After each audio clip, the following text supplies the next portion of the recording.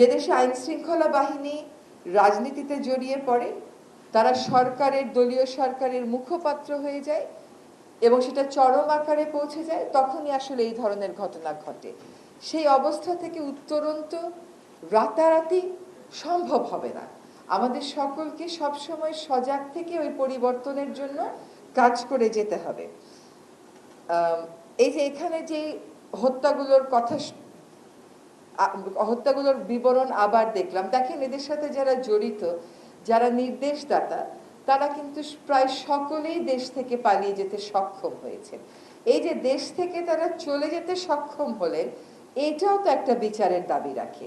তারা কেমন করে দেশ থেকে চলে গেল? আপনি তাদের অনুপস্থিতিতে তাদের বিচার করবেন, তারা উপস্থিত থাকলো না, তাদেরকে আমরা উপস্থিত রাখতে পারলাম না।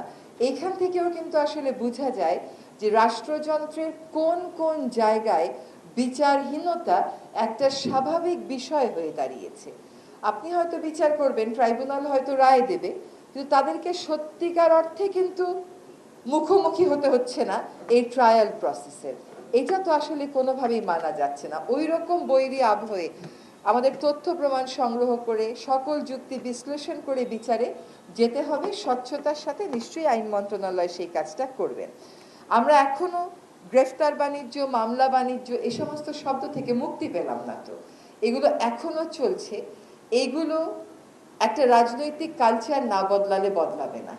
এটা যদি আপনি ঠিকও করে দিয়ে যান, কিন্তু রাজনৈতিক কালচার যদি না বদলায়, রাজনীতি যদি বিচারটাকে নিজের মধ্যে ধারণ না করে, তাহলে এই পরিবর্তন আসলে কখনো প্রাতিষ্ঠানিক হবে না।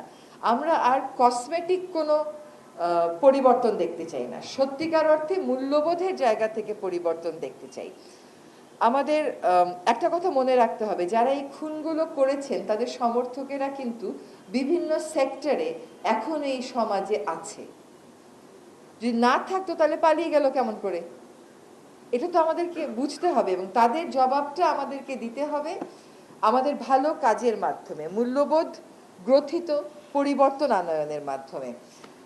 একটা রায় হবে, কিছু মানুষ হয়তো দেশে আছে, তারা হয়তো রায়ের সাজা ভোগ করবে, বেশিরভাগই তো দেশে নেই।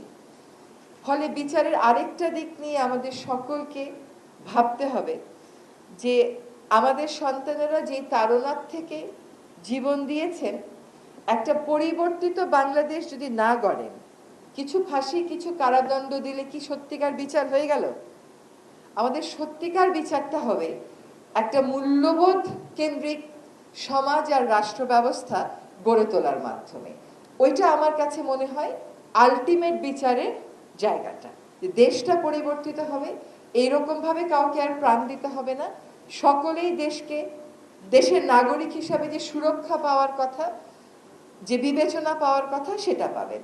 ফলে আনুষ্ঠানিক বিচার অবশ্যই হবে। আনুষ্ঠানিক বিচারের পাশাপাশি রাষ্ট্রটাকে যদি আমরা ঢেলে সাজাতে চাই, সেজন্য আমাদের প্রত্যেককে যার যার অবস্থান থেকে ভূমিকা রাখতে হবে।